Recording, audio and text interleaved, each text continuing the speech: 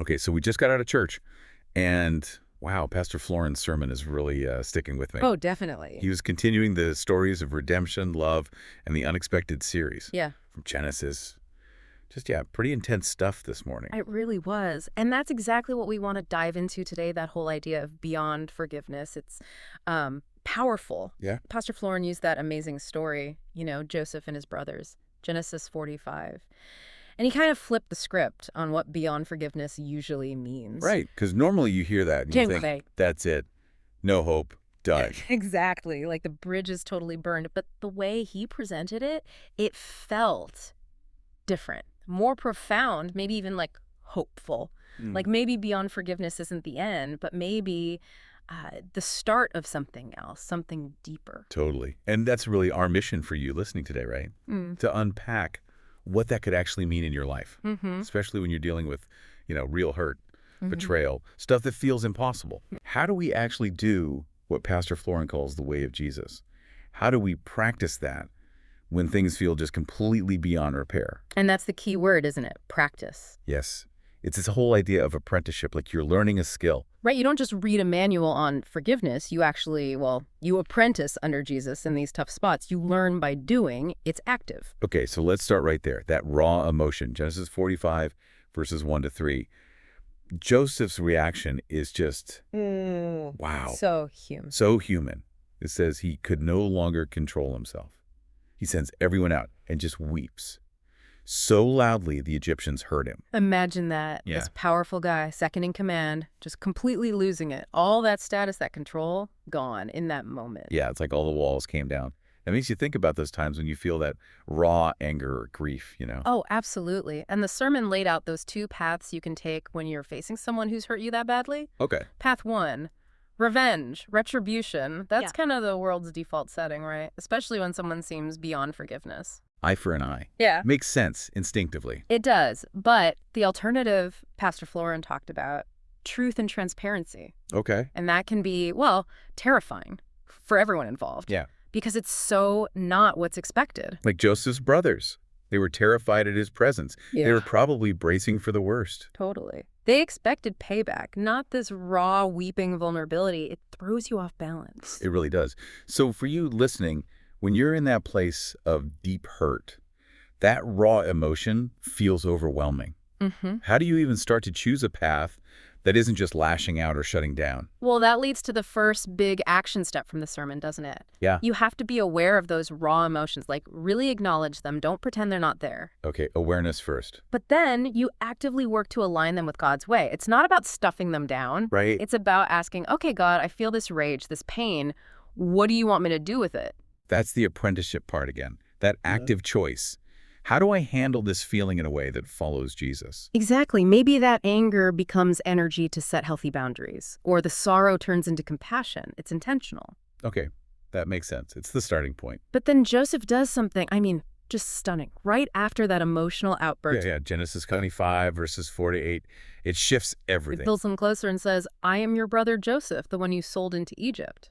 Okay, acknowledging the truth. Right. He doesn't sugarcoat it. But immediately after, he reframes it.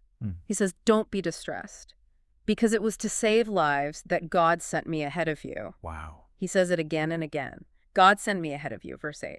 So then it was not you who sent me here, but God. How do you go from that level of pain, acknowledging the betrayal, to instantly seeing God's hand in it? That's huge. It really is. And that's the core difference, isn't it, between how the world sees things and how God sees things. Explain that a bit more. Well, the world looks at the situation, the awful thing that was done, and says, those people are terrible. What they did is unforgivable. They're beyond forgiveness. Okay, focus on the act, the person's failure. Yeah. But with God, as the sermon really drove home, no one is truly beyond. Remember that Billy Graham quote Pastor Florin shared. About God not sending people to hell. Right. God does not send anyone to hell. They go there of their own accord. And the point about the unpardonable sin. Yeah, that it's not some specific horrible act. Exactly. It's not that God can't forgive something. It's the sin of non-repentance. It's just not wanting God's forgiveness, turning away from it. So it's a refusal, not a limitation on God's part. Precisely. It means even in the absolute worst things people do, God can still be working out a bigger redemptive story. Okay, so bringing that back to us, to you listening, it's so easy to get stuck, right? Blaming others, feeling like a victim forever. Or blaming ourselves endlessly. Yeah, that too.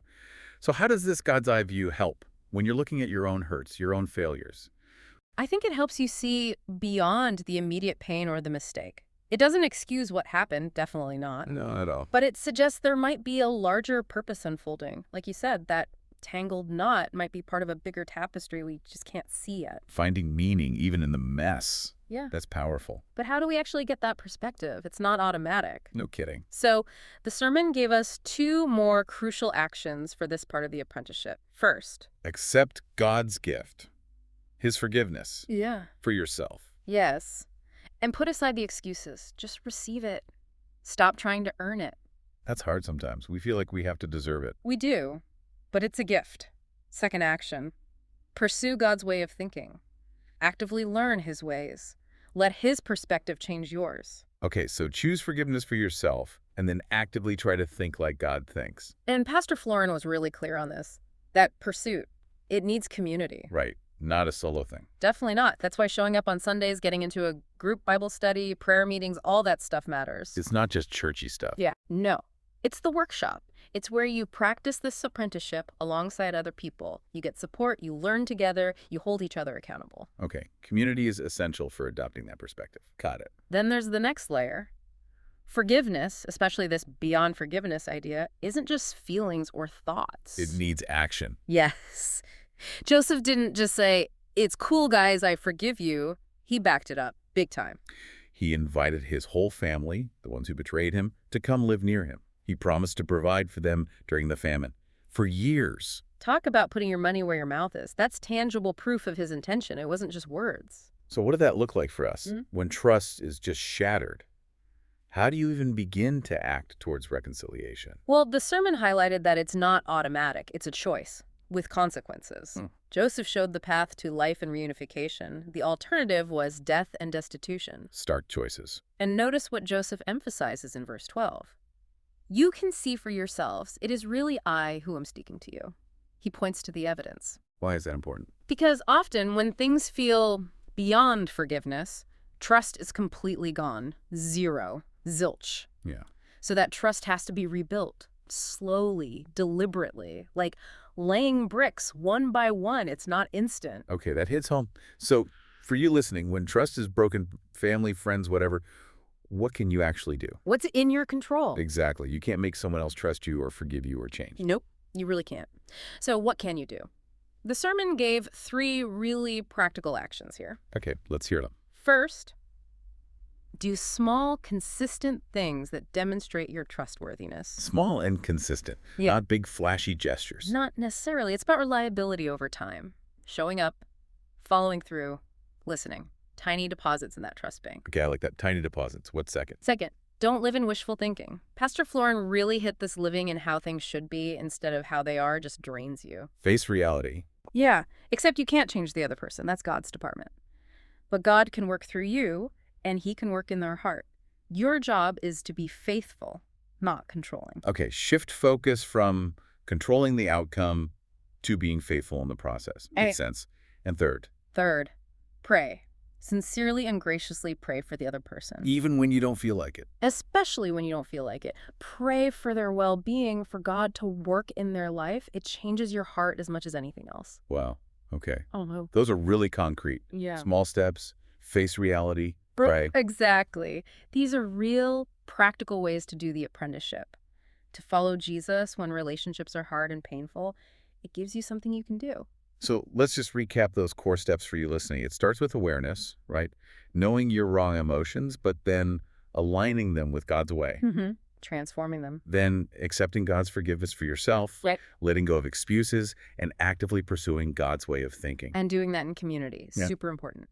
Absolutely. And finally, taking those small, consistent, trustworthy actions yourself. Facing reality, not wishful thinking. And praying sincerely for the other person, trusting God with how it all turns out. Yeah.